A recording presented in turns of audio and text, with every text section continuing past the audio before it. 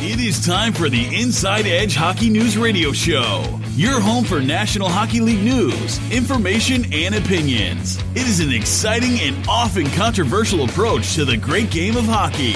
Get ready for breakdowns of current hockey topics. It's a no-holds-barred approach to happenings throughout the hockey world. And now, your host from Inside Edge Hockey News, Brad Baroud.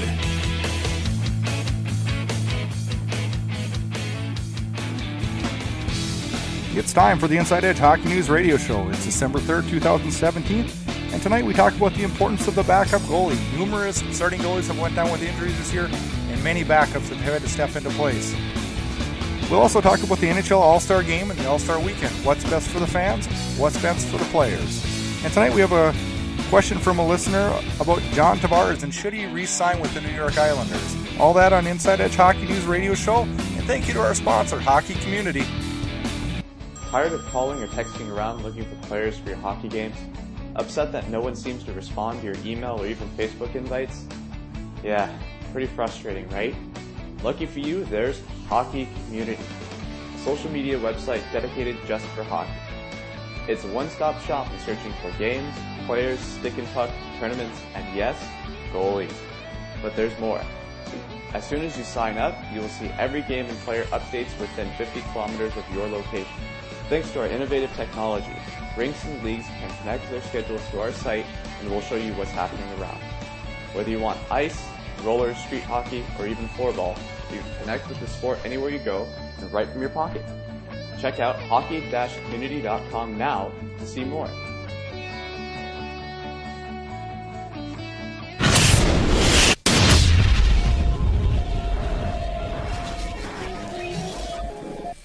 Topic number one tonight we're going to talk about is backup goalies. And boy, the backup goalies have had to come to the rescue this year in the National Hockey League with a handful of starting goalies going down and with numerous different types of injuries. But the experienced backups have really had to come into play here and pick up the slack. Let's take a look at some of the injuries. In Winnipeg, Steve Mason went down with a concussion. Hellebuck had to step in. Now, that's a little bit different. I didn't really consider Hellebuck a backup. But what happened there is it forced Hellebuck to prove his worth, and he's done just that, and he's stepped in and been a great replacement and looks to be the goalie of the future in Winnipeg. Other goalie issues, Vegas. Where do you start there? Fleury goes down.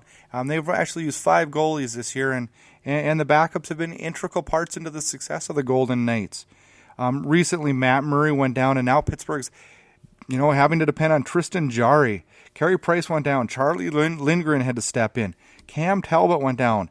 And Brousset is in net now for Edmonton. Is he the answer? Can he hold the fort down in Edmonton? Or do they need to go find someone, a veteran backup goalie to come in and save the day? Corey Crawford goes down. Forsberg's in for him. Tuukka Rask goes down. Hudobin comes in. He did a great job in Boston and is really actually fighting Rask for that starting spot. Ronta's down in Arizona. Wedgwood's in to save the day there. You look at situations where goalies have went down. Last year, Jonathan Quick went down right away for the LA Kings. They struggled all year, failed to make the playoffs. I think it was more than just Quick last year, but boy, if you don't have your starting goalie in place, it really puts you behind the 8 ball. And that goal, having that stalwart goalie back there really adds confidence to your team. So when you look at the backups, do you need a strong 1-2 punch? I think you do. I don't think you can go in and have a Matt Murray, Tristan Jarry. I mean, do we know anything about Tristan Jarry? Will he maybe be able to do a great job for them? Possibly. But I'd feel a lot more comfortable if I had, Budaj as my backup or, a Johnson like you have in Buffalo that was in Calgary last year. Those guys have proven that they can come in as backups and save the day and win games for a short period of time.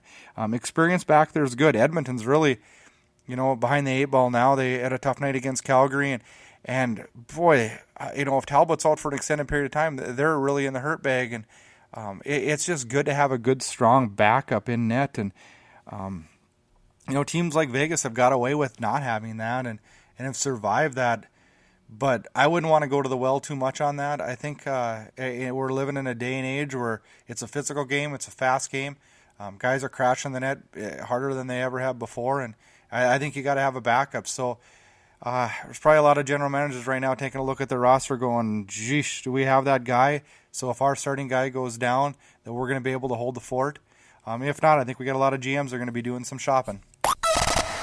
Inside Edge Hockey News, bringing you inside the game. The NHL All-Star Game and All-Star Weekend, what should we do? Should we scrap it all together?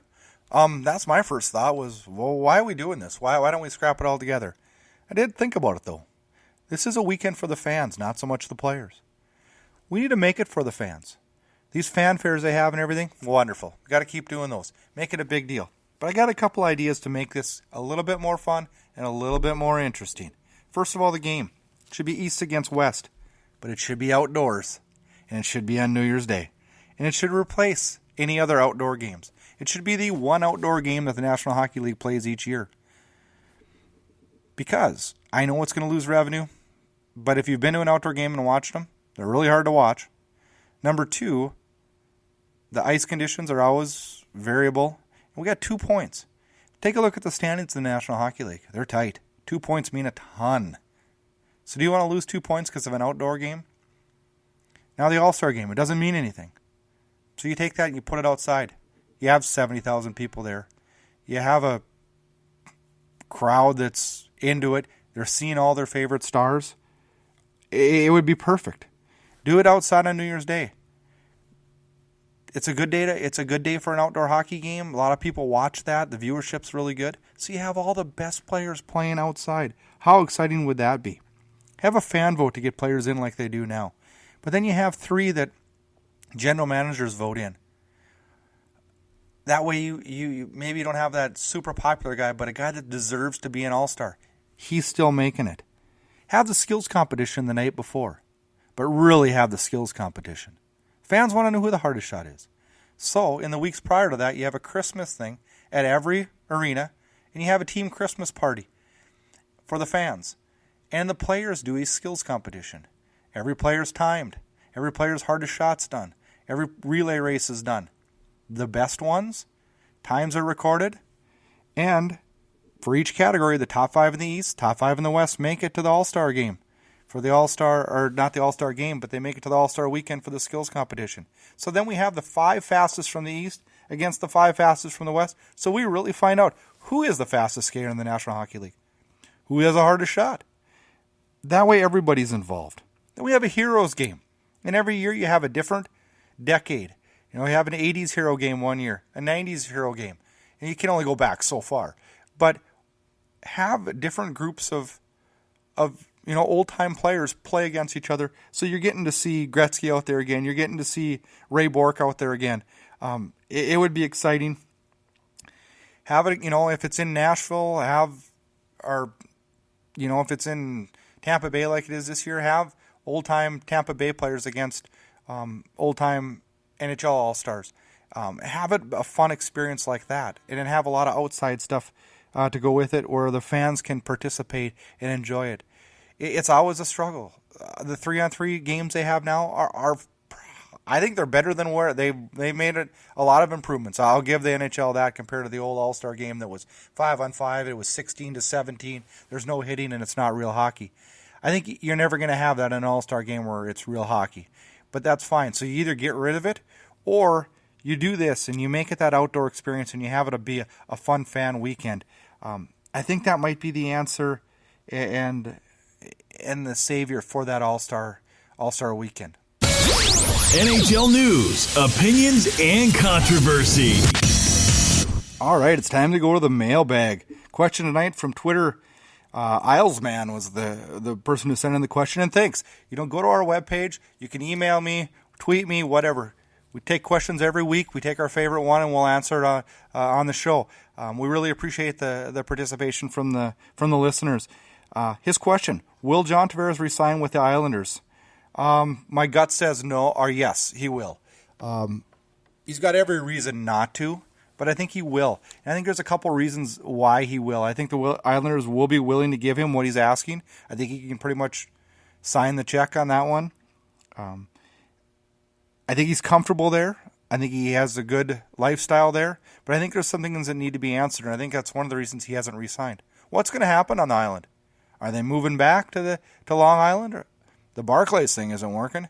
And I think Tavares is owed a response there. The problem is, are they going to be able to give him a response by the time he has to make his decision? It's getting down there now. He currently makes 5.5. He's worth a lot more than that. You know, you look at where he's going to place in for contract amounts.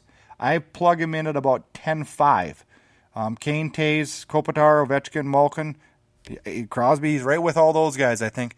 And I think he's going to be in that 10.5 range is where I kind of plug him in. I think he's going to shoot for more, which he probably should, and he just may get, I think the number might be 10.5 for 7 years. Now, if he doesn't sign there, where would he end up? A lot of people are speculating Montreal or Toronto. I don't know. He is from Mississauga. He's had a wonderful career. I mean, breaking into the league in 2009, he's put up, 50, 60, 80, 60, 80, 86, 70, 66 points. I mean, he's definitely produces on a team that struggled through a lot of those years. Now we'll have to find out, what does Tavares want? Does Tavares want to win a cup? Does Tavares want a big paycheck? Or does Tavares want to try to build something with this Islanders group and really try to push to win a cup with the Islanders? It'll be interesting. I don't know why on this one. I feel like he's going to re-sign, and I think if you're an Islanders fan, I think you're probably safe. I think it's going to be in that 10.5 range, which is manageable. But the first overall pick of 2009 is a hell of a hockey player, and whoever gets him is going to be very fortunate to have him. But I think they'll be able to keep him on the island. I think they can afford him, and I think based off what I've seen him discuss and that he's definitely leaning on staying. So my answer is I think he stays on the island. Win big! Inside Edge Hockey News. Saturday Night Challenge. Every Saturday night on DraftKings. Thanks for listening to the Inside Edge Hockey News radio show. We'd like to thank our sponsor, Hockey Community, for helping us out. Check out Inside Edge Hockey News for all your hockey news. Follow us on all forms of social media. And most importantly, download the Inside Edge Hockey News radio show on your favorite podcatcher. Check us out on Spreaker, SoundCloud, iTunes, iHeart, and YouTube. Thanks for listening and enjoy this week's hockey action. Tired of calling or texting around looking for players for your hockey games? Upset that no one seems to respond to your email or even Facebook invites? Yeah, pretty frustrating, right? Lucky for you, there's Hockey Community, a social media website dedicated just for hockey. It's a one-stop shop in searching for games, players, stick and puck, tournaments, and yes, goalies. But there's more. As soon as you sign up, you will see every game and player updates within 50 kilometers of your location. Thanks to our innovative technology, rinks and leagues can connect their schedules to our site and we'll show you what's happening around. Whether you want ice, roller, street hockey, or even floorball, you can connect with the sport anywhere you go and right from your pocket. Check out hockey-community.com now to see more.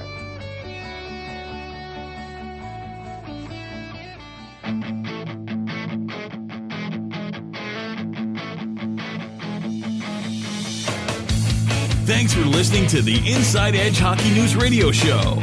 We hope you'll pass along our website address, InsideEdgeHockeyNews.com, to your friends and colleagues. Check out the radio show archive on our website for previous radio shows. The website also features numerous articles, videos, and blog posts. This has been an Inside Edge Hockey News production. Join us next time for another entertaining edition of the Inside Edge Hockey News radio show.